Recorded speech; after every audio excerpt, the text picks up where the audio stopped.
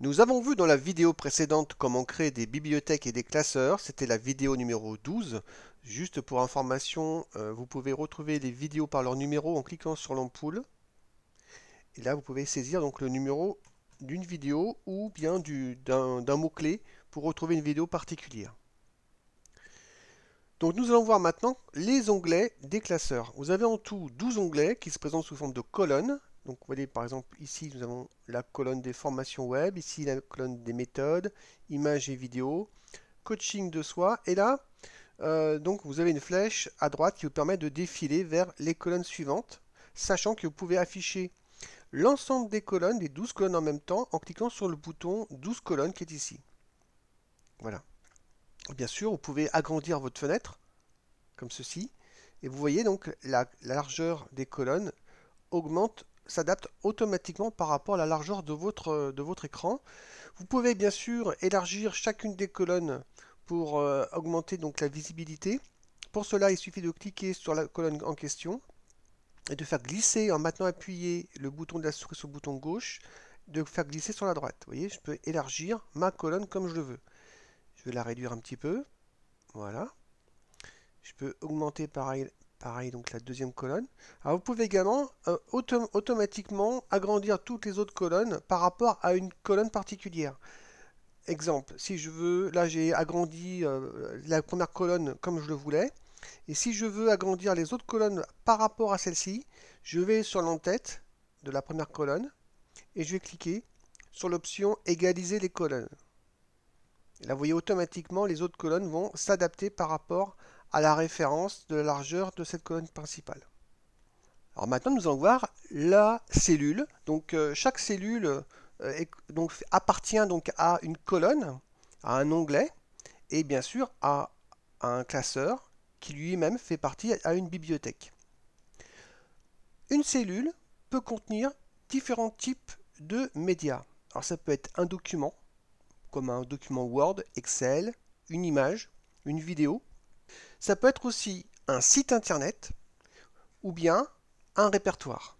Nous verrons par la suite comment ranger donc ces différents documents via donc l'option de menu associée donc à la cellule. Vous voyez donc on peut voir apparaître ici les options ranger un document, ranger un répertoire, ranger un site internet et puis aussi donc les options de explorateur Windows qui permet d'ouvrir l'explorateur Windows par rapport à un répertoire donné ou à un document particulier. Et puis des fonctionnalités comme renommer, copier, couper, coller. Voilà, on peut insérer une cellule. Donc ça, on verra ça par la suite. Et vous pouvez bien sûr ouvrir le document ou le répertoire ou le site internet. Donc un simple double clic sur une cellule va ouvrir le média. Donc si c'est un document qui a été rangé, ça va ouvrir le document en question. Si c'était un répertoire, ça va ouvrir le répertoire. Si c'était un site internet, ça va ouvrir le site internet en question. Je précise que vous pouvez également ranger donc un logiciel, c'est-à-dire que vous pouvez exécuter un logiciel particulier à partir d'une cellule. Voilà. Et puis pour ouvrir, donc lancer le logiciel ou ouvrir le fichier, il suffit de double-cliquer sur la cellule en question. Par exemple, si je clique sur cette cellule dénomination, vous allez voir donc le PDF qui était rangé dans cette cellule s'ouvre automatiquement. Voilà. Vous avez également la possibilité d'ouvrir le document via l'explorateur Windows. Donc il suffit de faire un clic droit et de choisir l'option Explorateur Windows ici. Et vous allez voir que automatiquement l'explorateur Windows s'ouvre en vous présentant précisément le chemin d'accès dans lequel le fichier, donc dénomination qui est sélectionné, vous voyez en vidéo inversée, ça vous le présente automatiquement, ça vous montre où il se situe. Donc c'est très pratique dans le cas où vous avez énormément de fichiers, ça vous indique automatiquement où il se trouve, donc vous pouvez donc le manipuler et ça vous indique bien sûr le chemin d'accès de ce fichier. En bas de l'écran, vous avez ici le chemin d'accès du document ou du répertoire que vous avez sélectionné dans la cellule. Par exemple là, en cliquant sur dénomination, j'ai bien donc le fichier dénomination qui apparaît et vous pouvez donc copier le chemin d'accès si vous en avez besoin. Donc vous voyez ici le chemin d'accès apparaît donc sur un fond blanc. Si jamais vous cliquez sur une autre cellule et que le chemin d'accès apparaît sur un fond orange, cela indique que le lien est cassé. C'est-à-dire qu'en fait, il ne retrouve pas le document ou le répertoire. Hein. Donc, c'est une indication visuelle.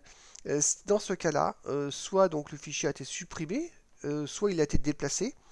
Nous verrons par la suite dans le logiciel que vous avez des outils qui vous permettent en fait de réparer les liens cassés et de retrouver les documents ou les répertoires qui ont été déplacés via le logiciel. Hein. Nous verrons ça plus tard. Donc c'est une chose importante à savoir, c'est que si vous voulez renommer, déplacer des documents ou des répertoires, il faut le faire toujours au sein même du logiciel Progelium et non pas dans l'explorateur Windows. Sinon, le logiciel Progelium ne peut pas savoir les manipulations qui ont été faites en dehors du logiciel et ne peut pas actualiser automatiquement son référentiel, vos classements dans vos classeurs dans vos bibliothèques. Auquel cas, vous verrez apparaître ce type d'anomalie. Hein, donc l'apparition de liens cassés, et ça se manifeste du fait que si vous double-cliquez sur la cellule, eh bien, il va vous indiquer par un message que le média n'existe pas à l'emplacement défini, voyez, ou bien que le chemin d'accès en bas apparaît sur un fond orange. Alors vous avez à disposition des outils de réparation, de recherche automatique donc de vos documents qui seraient éventuellement déplacés dans votre ordinateur pour corriger les classements. Donc nous verrons ça dans une autre vidéo.